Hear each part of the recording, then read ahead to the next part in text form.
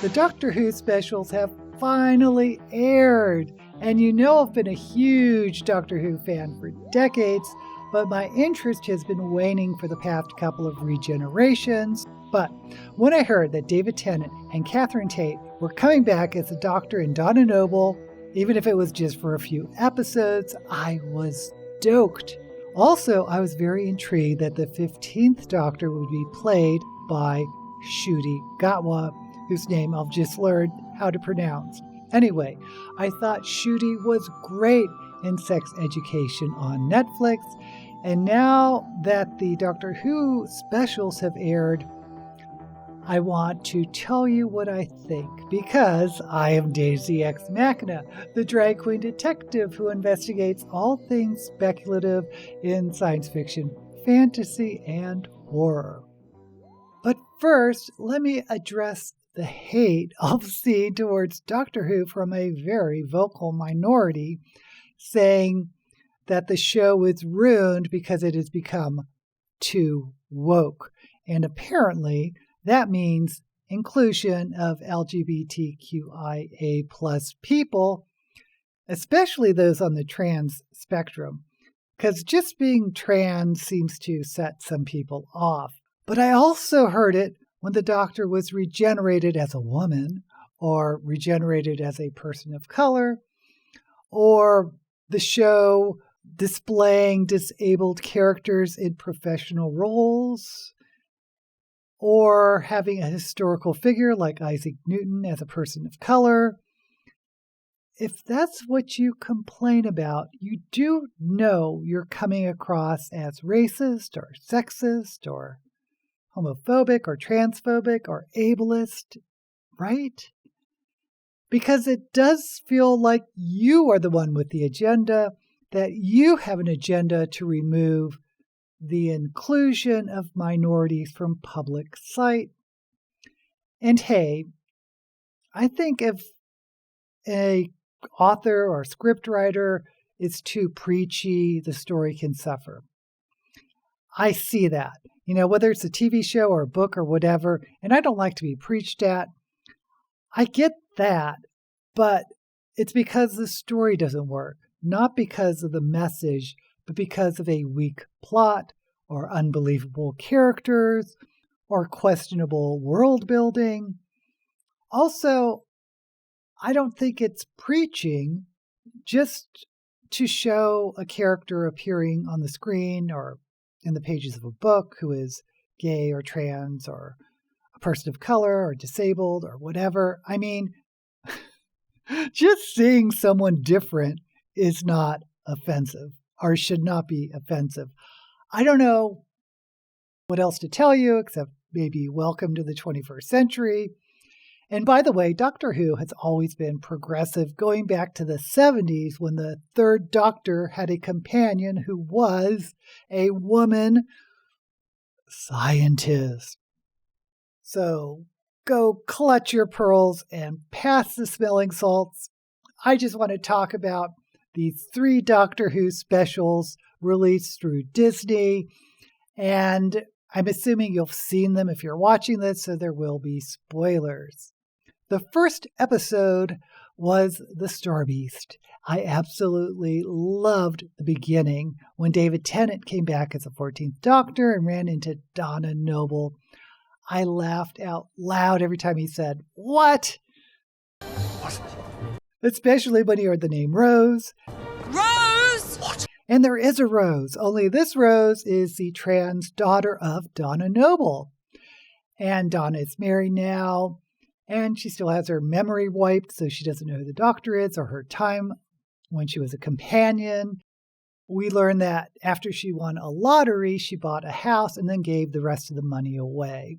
I loved the beginning. It felt so nostalgic and so right. The episode was all about reconnecting the Doctor with Donna, but that wasn't the plot. And here's where I think the episode got weak. The plot was about a creature called the Meep, who is chased by ugly-looking military creatures. And the twist is that the Meep is actually a bloodthirsty criminal and the ugly creatures are law enforcement. I mean, the twist was fun. The Meep was a little too cute for me. I just didn't really care about the story. I heard in one of my live streams the Meep was from a Doctor Who comic. Again, I just didn't care at all about this main plot. So, meh. I would have been fine with an episode just about the Doctor and Donna reconnecting. Anyway, I loved when Donna got her memory back and became a super Time Lord for like 5 minutes, and then she was going to die. But there was a twist. Donna did not die because she passed down some of that Time Lord essence to her daughter, Rose. Now, I was not a big fan of how they just got rid of the essence by wishing it away. That felt kind of lazy to me. And I would have loved if they both became the Doctor's new companions and could occasionally access their super Time Lord powers, maybe like the Wonder Twins. We'll need a little XOR handiwork. Wonder Twin powers, activate! I know there's just been this trend with Doctor Who that nobody can be as smart as or as special as a doctor. I'm not sure I'm a big fan of that. Anyway, I was fine with the episode. I give it a 3 out of 5 stars. But seeing Donna and the Doctor enter the TARDIS for one last adventure at the end. Goosebumps. It's like the old days. Just me and the Doctor. Together. Come on, spaceman! The second episode was Wild Blue Yonder and may have been my favorite of the 3 simply because it felt like an old school Doctor Who adventure. The Doctor and Donna materialize on what appears to be an abandoned alien spaceship on the edge of the known universe.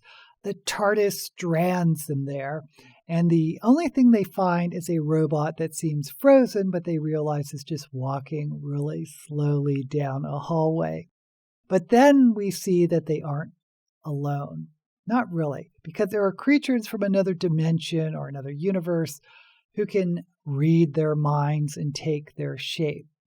This was both creepy and funny, which is a hallmark of a great Doctor Who episode.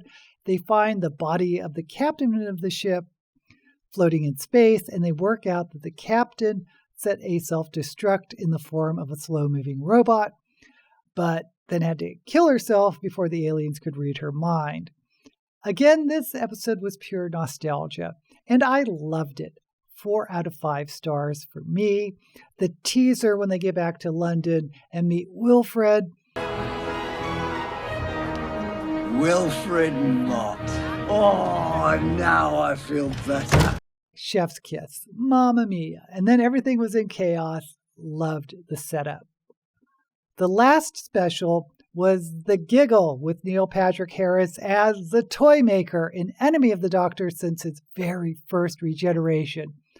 I really wanted to go back and see the original episodes with the toy maker, but apparently most of that footage has been lost.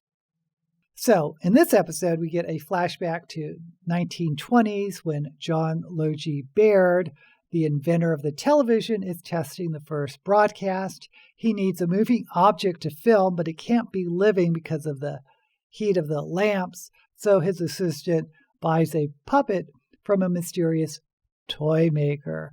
Apparently, when the puppet laughs, it embeds a subliminal message in all television broadcasts throughout all time. I wasn't a real fan of that because didn't the Master do something similar before? Also, I'm not sure it really made sense, but let's go with it. The plan comes to fruition 100 years later when all of humanity goes nuts, and that's when the Doctor and Donna arrive.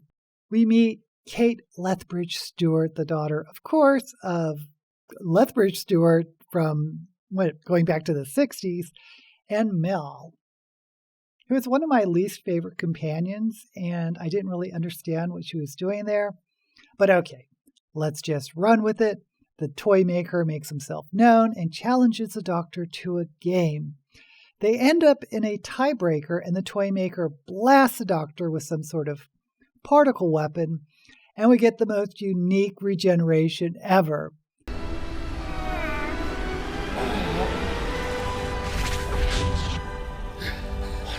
The Doctor regenerates.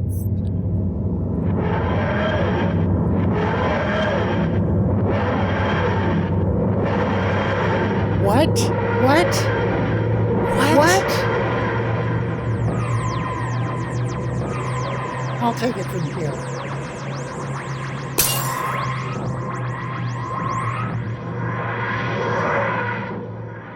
Let's talk about the tie-breaking game that ends the episode. It was a game of catch. Really?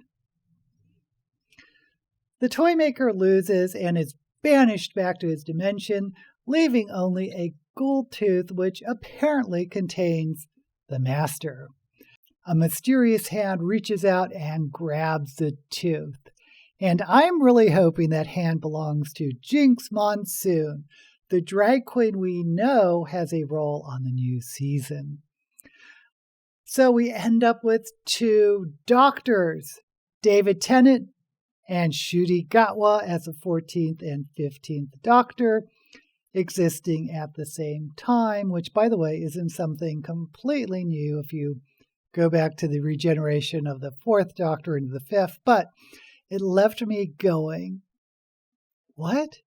Apparently, the 14th Doctor is the regeneration where the Doctor can rest and mentally recover from all his traumas as part of Donna Noble's family. And you know what? I love that. I give the episode 4 out of 5 stars. But the question is, could there now be 2 Doctor Who shows? I would not be mad at that. Or will Tennant be a recurring guest? Probably. I did do some Googling, and apparently showrunner Russell Davies has been wanting to do this for a while, with the idea that every regeneration is actually splitting the Doctor into 2 timelines. So there's a Doctor that doesn't regenerate, who goes on living, which could give rise to episodes where the Doctor meets himself and why he would look older than before he regenerated. I mean, fair enough, I guess. I just want to see what happens. But I want to know what you think. Let me know in the comments. And while you're there, don't forget to like this video and subscribe to my channel. Until we meet again, may all your TARDISes be blue.